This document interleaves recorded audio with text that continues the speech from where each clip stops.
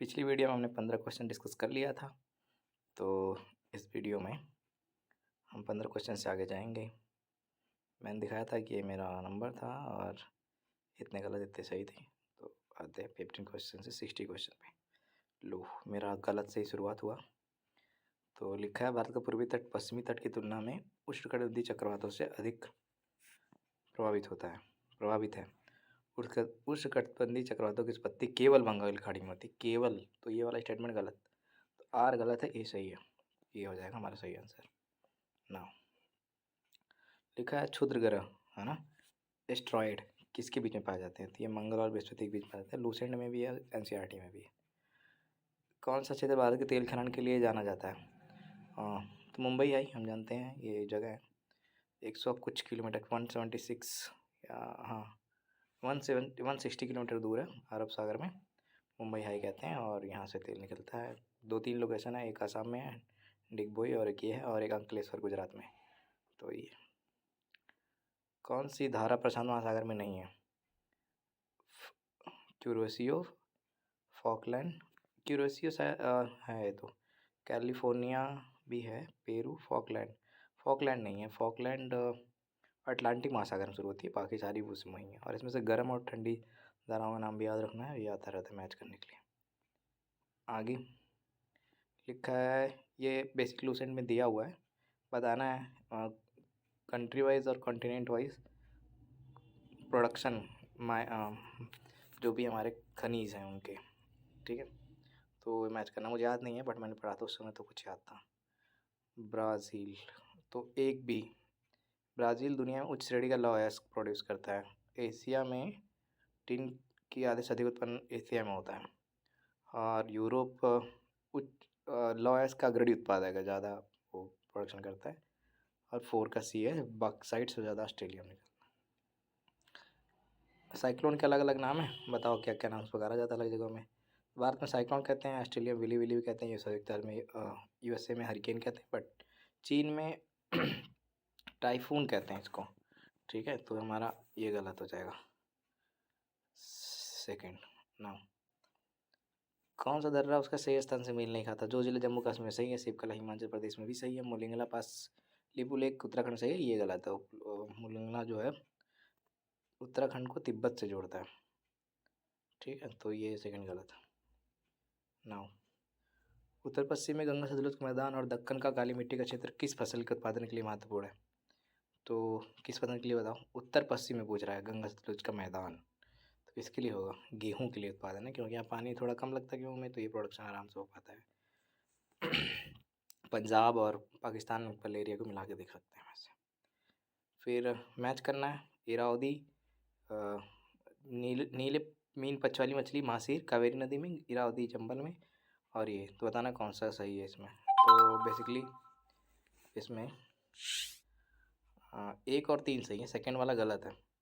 चंबल नदी में इरावदी डॉल्फिन नहीं, बल्कि इरावदी डॉल्फिन लुप्त रहा है, और ये चिल्का झील में और पाई जाती है, ना कि चंबल में। बाकी दोनों सही हैं, ठीक है। इंग्लिश में देख लेते हैं, सही याद रहेगा।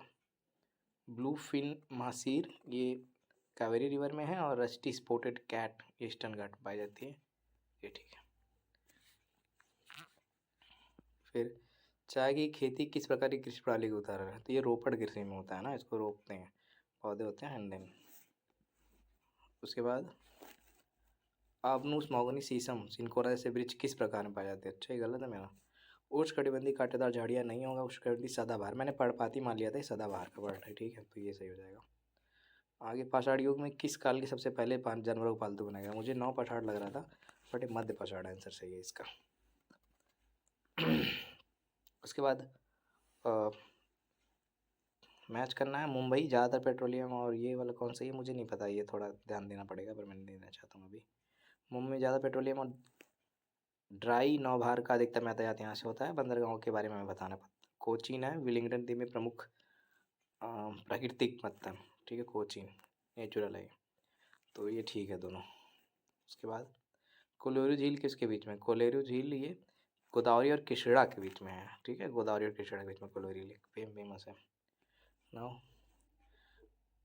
सही ढंग से मैच नहीं है कौन सा। तो अवंतिक उज्जैन सही है, बरकासी बनारस, वत्स का कौशाम्बी, बज्जी शायद सही नहीं है मेरे ख्याल से, और बाकी सारे सही हैं। हाँ ठीक है, अम, वज्जी का वैशाली था। और जो चंपा है,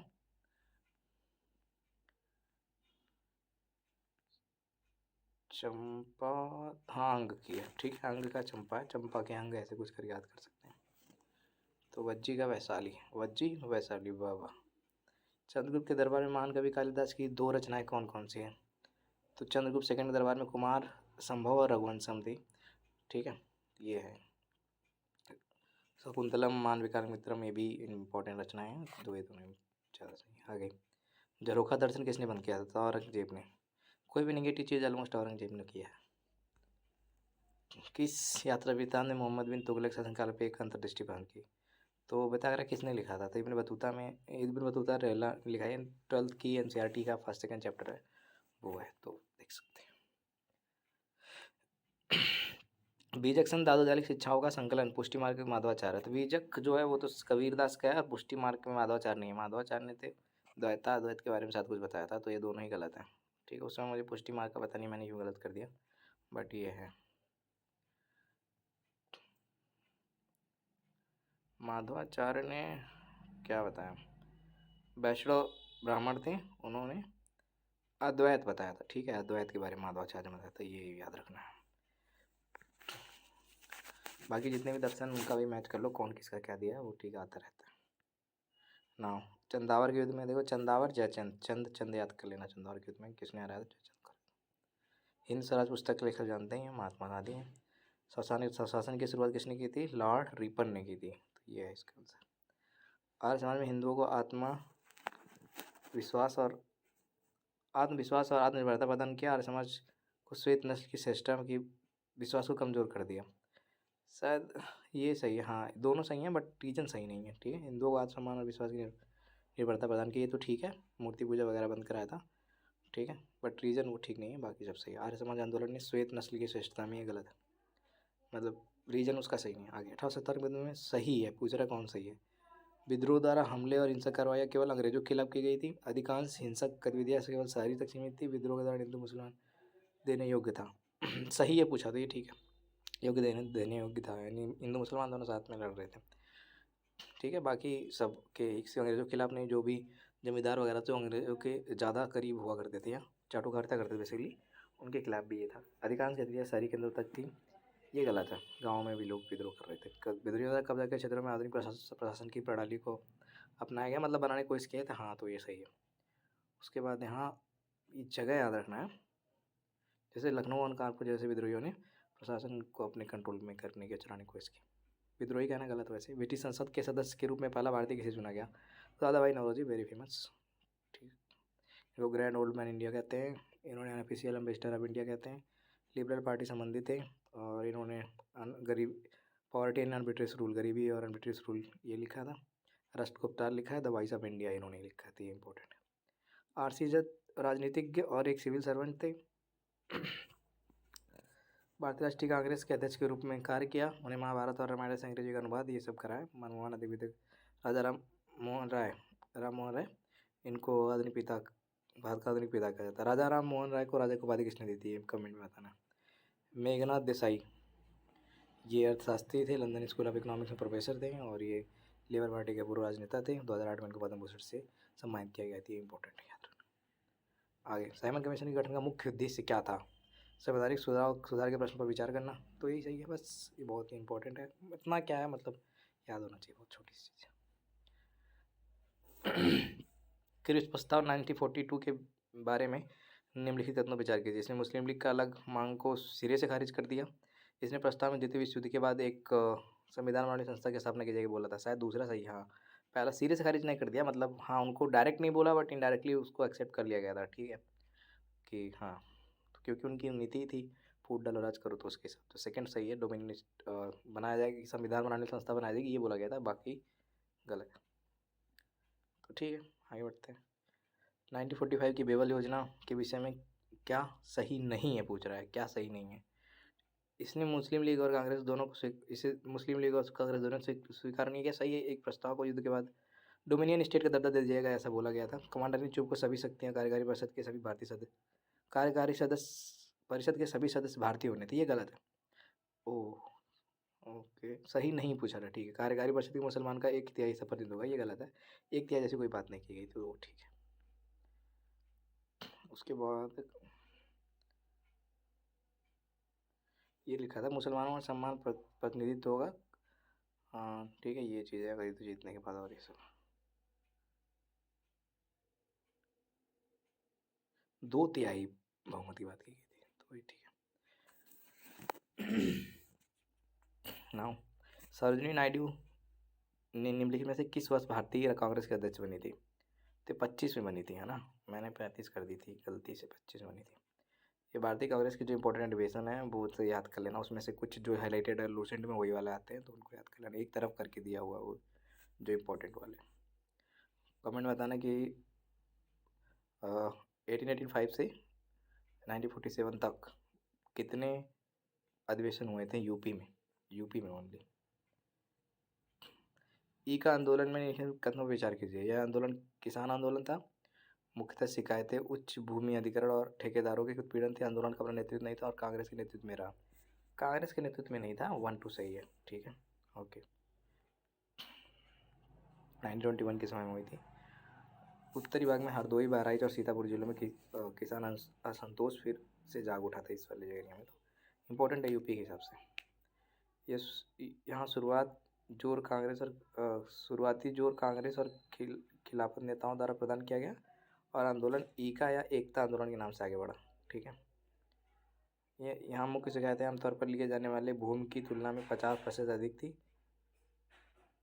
आमतौर पर लिए जाने वाले भूमि कर की तुलना में 50% अधिक थी, तो ये चीज़ है। आगे, कौन सा कथन वर्ली चित्रकला से संबंधित है? ये चित्रकला तमिलनाडु से है। वर्ली मुंबई महाराष्ट्र से है, तो ये गलत है। ओह, मुंबई तमिलनाडु से ही है। परंपरागत रूप से घरों की दीवारों में चावल के आटे से रंगा जाता है। हाँ तो ये सही है, सही पूछा ना, तो हाँ ये सही है। बाकी ये महाराष्ट्र से है, ठीक है, ठीक है, तो ये महाराष्ट्र से है। उस्ताद जाकिर हुसैन निम्नलिखित किस वाद्य यंत्र के उस्ताद जाकिर हुसैन क्या बताते थे? तबला बजाते थे। ज़्यादा सोचने पे गलती हो जाएगी, पर जो नॉर्मली एक बार में याद आ जाए वही सही है, तबला बताते थे। फिर ये पूछ रहा है मैच करना है, तो देखो बाल गंगाधर तिलक का फेमस होगा गीता राय से लिखा था। C1 किस ऑप्शन में हम देखेंगे? C1 एक ऑप्शन में है, बस एक ही ऑप्शन में है, ख़त्म। ऐसे याद कर लेना, बहुत ईजी है। बाल गंगाधर तिलक ने क्या लिखा था? हाँ वो तो बता दिया ना, गीता राय से। प्रेमचंद देवी चौधरानी B2 फिलोसफी, प्रेमचंद ने लिखा था B2 शतरंज के खिलाड़ी।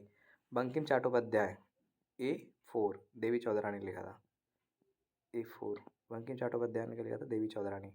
भगवती चरण बोहरा ने क्या लिखा था? D3 philosophy of the bomb, Vohra bomb, okay. Chattopadhyay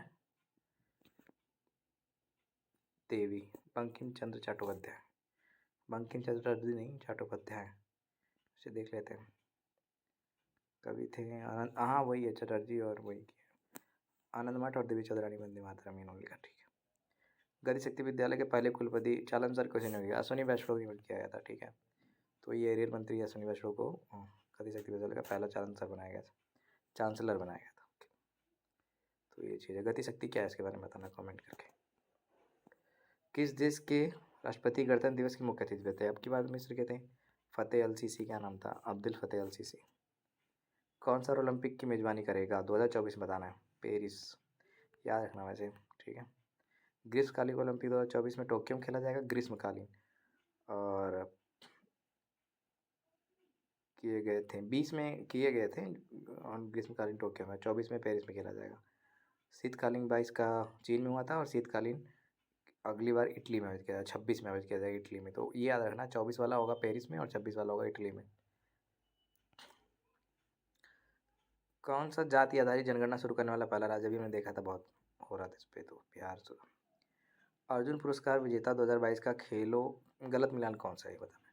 विकास ठाकुर भारोत्तोलन, अंशु कुश्ती, सरिता कुश्ती, प्रवीण कुश्ती, मुझे नहीं पता इसका आंसर क्या है, तो मैं ऐसे ही मारूंगा प्रवीण कुश्ती। तो ये शायद गलत है, बाकी सरिता कुश्ती सही है। और अंशु कुश्ती के करते हैं, ये भी ठीक है। विकास ठाकुर भालोत्तोलन, ये भी ठीक है। प्रवीण जी क्या करते हैं, ये करते हैं सांडा फाइट या वुसू से जुड़ा हुआ, हरियाणा से है। वुसू विश्व चैंपियन में स्वर्ण पदक हुआ, पहले एथलीट पुरुष एथलीट हैं, तो ठीक है। फिर 2022 में किसको मिला है? अमित पंघाल को मिला है, बॉक्सिंग करते हैं। निकात जरीन बॉक्सिंग, भक्ति कुलकर्णी शतरंज, और सुशीला देवी जूडो, और नयन मोनी सैकिया ये लाल बाउल खेलती हैं जो भी।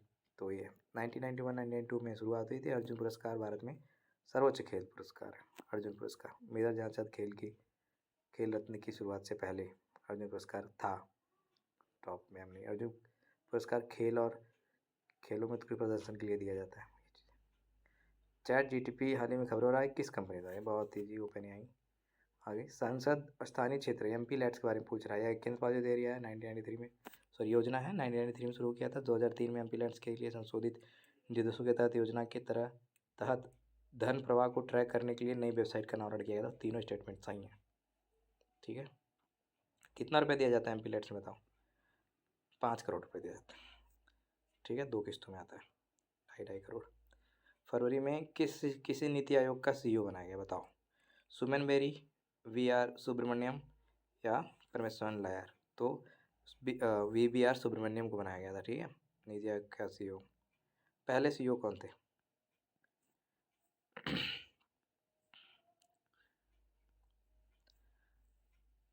16 जनवरी से 26 जनवरी तक भारत किस देश के साथ द्विपक्षीय अभ्यास वीर गार्जियन करेगा? तो वीर गार्जियन हम जापान के साथ करते हैं, चाहे किसी भी डेट पे कर रहे हो।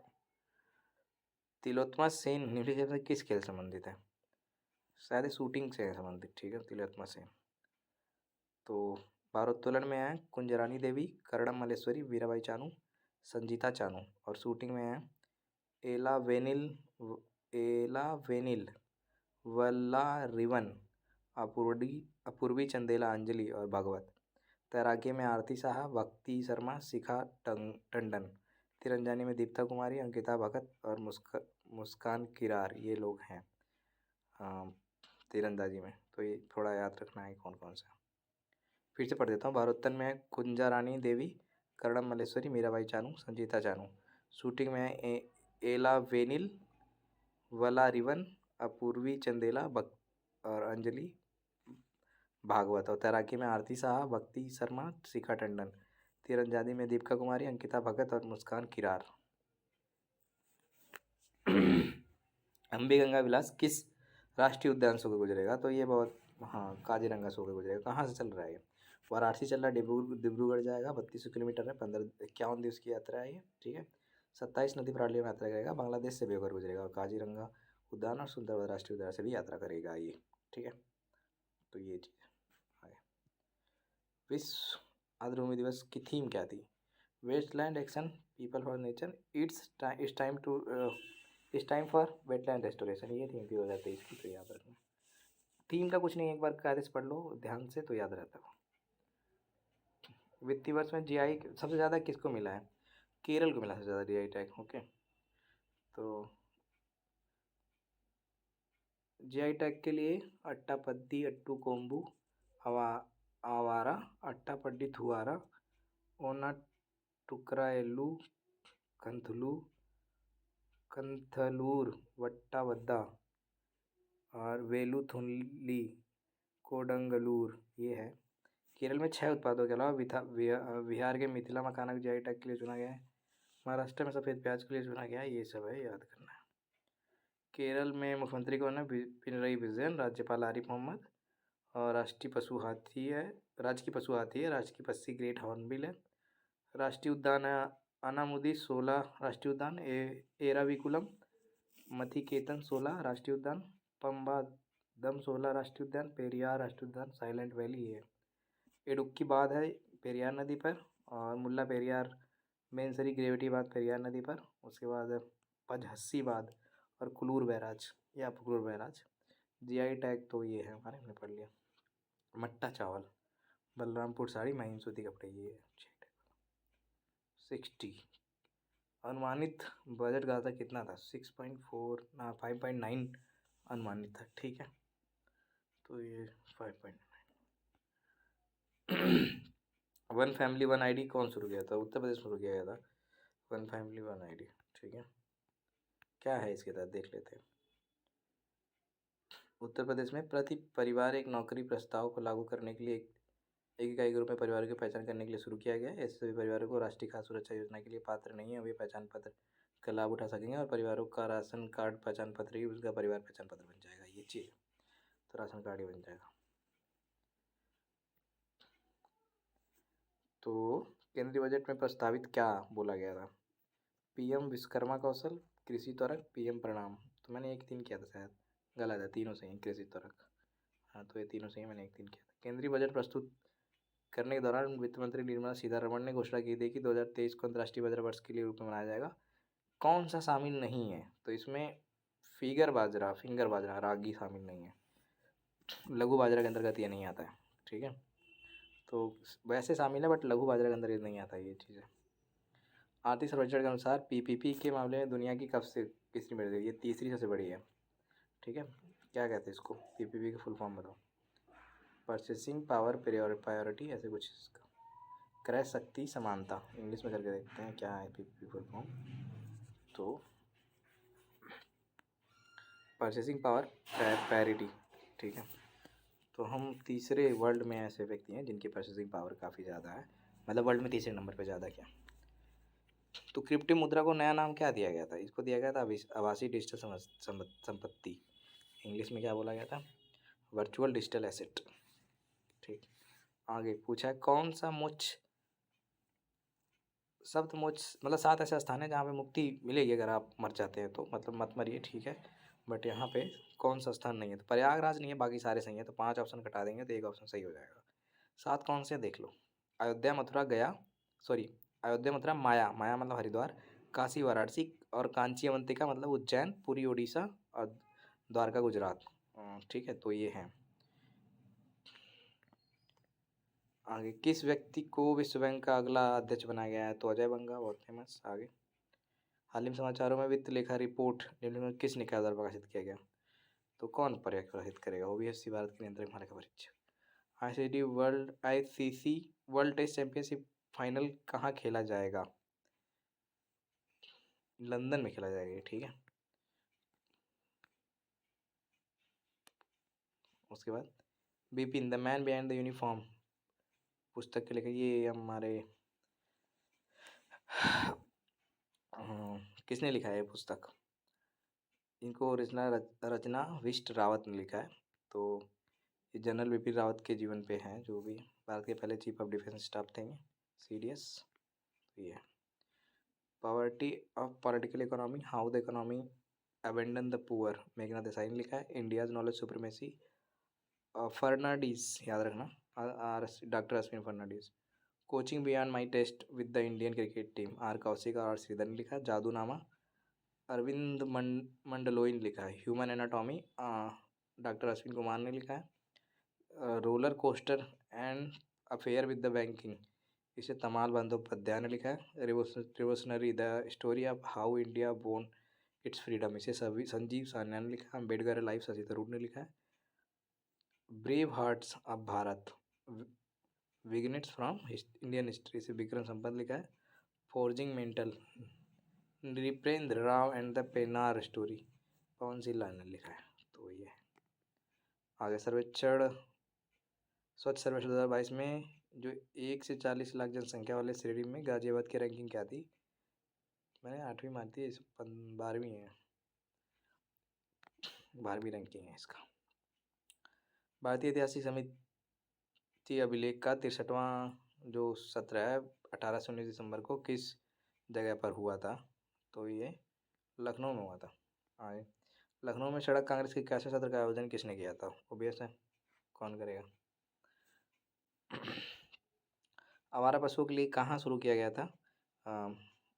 मुरादाबाद मंडली में इनको नंदी समाधान केंद्र, ठीक है। तो कहाँ, इन तीनों जगह शुरू किया था, संभल, अमरोहा और बिजनौर।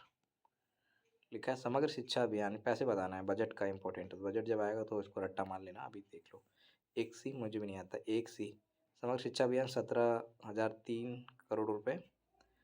और स्वर्ण जयंती ग्राम रोजगार योजना, इसमें 1,164 करोड़, है ना, करोड़ में 1,164 करोड़।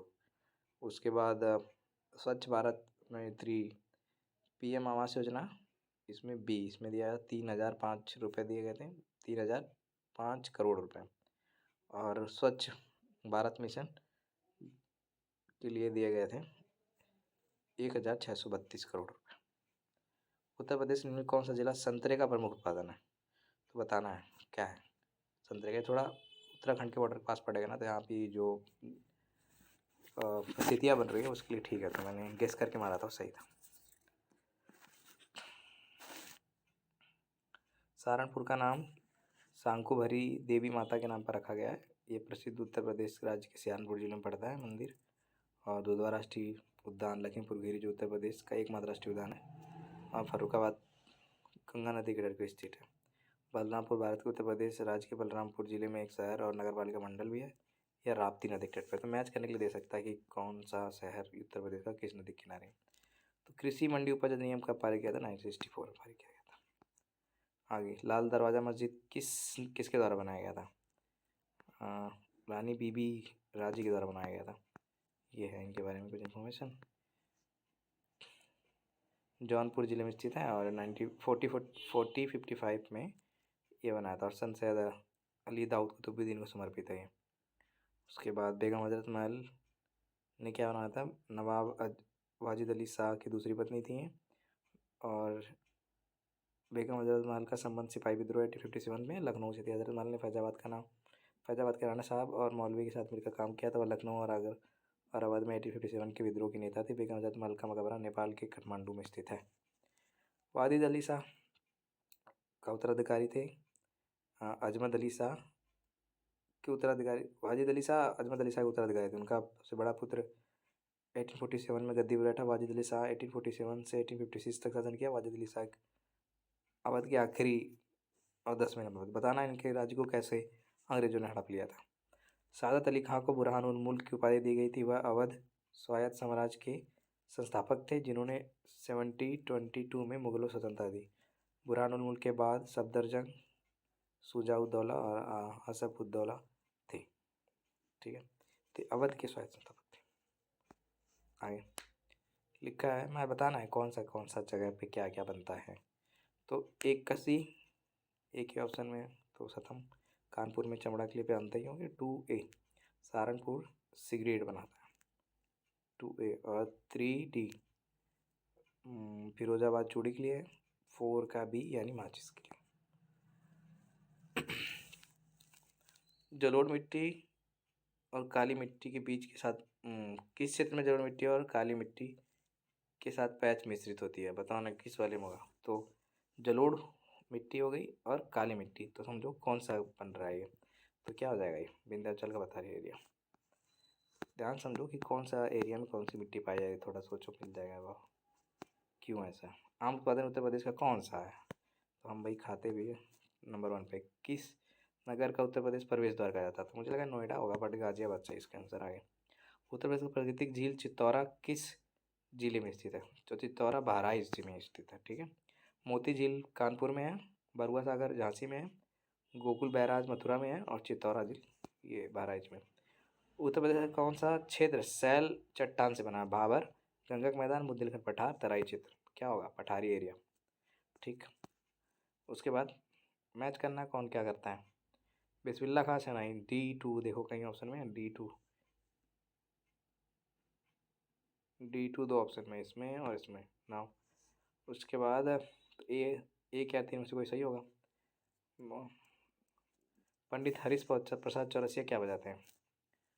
हरिप्रसाद चौरसिया बांसुरी बजाते हैं ना, तो एक का हो जाएगा 3, तो ये सही हो जाएगा। ठीक है, फिर सादिक अली C का 1 बीड़ा बजाते हैं सादिक अली, और रविशंकर क्या बजाते हैं? B का 4 सितार। उत्तर प्रदेश का सबसे बाहरी उत्तरी भाग कौन सा है? विंध्य पहाड़ी, तराई। उत्तरी भाग विंध्यपाई तो ये तो साउथ का हो गया, दक्षिणी भाग हो गया, तराई बांगर भाबर। तो बताना है। तो पहले भाबर आता है, फिर बांगर आता है, फिर ये तुम्हारा भाबर एरिया आ जाएगा, बड़े पत्थर वाला। कौन सा सही विकल्प का चयन कीजिए। चिनकारी की शुरुआत महारानी नूरजहां ने की थी। चिनकारी व्यापक रूप से मधुरम बनाई गई थी। हमें सही बताना है, तो गलत पढ़ के याद रह जाएगा, इसलिए सही पे याद कर लेते हैं। चिनकारी की शुरुआत महारानी नूरजहां ने की थी, ये याद रखना है। ठीक, देख लेते हैं इसके बारे में। चिनकारी की शुरुआत जहांगीर की पत्नी महारानी नूरजहां ने की थी। कोमल चिनकारी सिलाई तकनीक है जो फारसी शब्द चिकन से प्रेरित है, जिसका अर्थ है सुई के काम से बना हुआ। इसमें सफ़ेद धागे के साथ कप सिल दिया जाता है। ठीक, याद रखना है, सफ़ेद धागे के साथ करा जाता है। और चिकन कढ़ाई दो प्रकार की होती है, सपाट और उभरा हुआ। हस्तशिल्प मुख्य रूप से लखनऊ में प्रचलित है। सलवार सूट, टेबल, घरेलू लीलन साड़ियों में रूपांकन और मुगल वास्तुकला को प्रेरित करता है। ओबियस जर जरदोजी कढ़ाई में 12वीं शताब्दी में अकबरों द्वारा शुरू की गई थी। तो ये है बनारसी साड़ियाँ, ये सब चीज़। 30 मिनट हो चुके हैं, एक क्वेश्चन और करके फिर अगले पार्ट में देखेंगे बाकी के क्वेश्चन। तो पूछा है चैती, कजरी, रसिया और सोहर कौन कौन से गीत, संस्कार गीत बताना क्या है। उसके बाद ब्रज का लोकगीत, विवाह और मौसमी गीत। तो बी का क्या होना चाहिए, 3। तो बी 3 किस ऑप्शन में, एक ही ऑप्शन सही है, तो वही सही हो जाएगा ए। चैती मौसमी गीत है, चैत के टाइम में शायद चैत पहला महीना होता है हिंदी कैलेंडर का। और B3 कजरी है, विवाह और मौसमी गीत। रसिया C2 संस्कार गीत है, ना ब्रज का लोकगीत रसिया। और D1 सोहर क्या है, ये संस्कार गीत है। तो ठीक है, बाकी अगले पार्ट में डिस्कस करेंगे।